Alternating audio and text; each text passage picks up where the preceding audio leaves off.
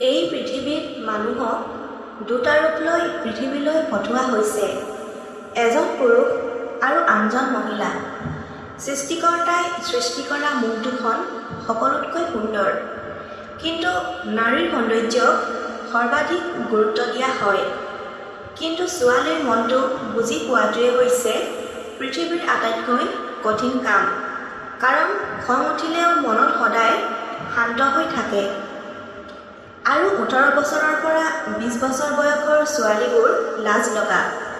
আন এটা সমীক্ষাত প্ৰকাশ পাইছে যে 20 বছৰ ছোৱালী এজনীৰ বাবে আটাইতকৈ গুৰুত্বপূৰ্ণ বয়স, কিন্তু এগৰাকী ছোৱালীৰ 20 পৰা 30 বছৰ বয়স বেছি গুৰুত্বপূৰ্ণ, কাৰণ 20 বছৰ বয়সত তেওঁলোকে সকলো কথা ভালদৰে বুজি নাপায়, কিন্তু 20 বছৰৰ পিছত বয়স বৃদ্ধিৰ লগে লগে 30 বছৰত বহুত কথা বুজিবলৈ আৰম্ভ কৰে। এই বয়সত তেওঁলোকে সকলোৰে যত্ন লোৱাত পাকৈত। আৰু জানি থওক যে ছোৱালীৰ বাবে 30 বছৰ এটা গুৰুত্বপূৰ্ণ বয়স, আৰু এই 30 বছৰীয়া তথ্যই হয়তো আপোনাক আচৰিত কৰি তুলিব, আৰু ইয়াৰ আঁৰত বহুতো আচৰিত কাৰণ আছে।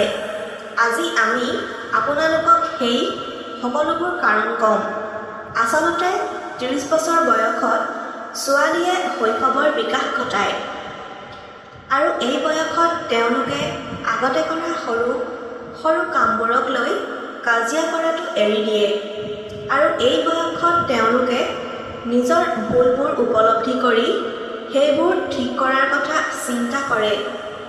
আচলতে 30 বছৰৰ তলত তেওঁলোকে নিজৰ সকলো ভুল লুকুৱাই ৰাখে আৰু এৰাই চলে, কিন্তু 30 বছৰ বয়সে তেওঁলোকৰ বাবে সকলো সলনি কৰি দিয়ে, আৰু এই বয়সত তেওঁলোকৰ কাপোৰ বহুত সলনি হয়। তেওঁলোকে সকলো কথা নিখুঁতভাৱে বুজি পায়।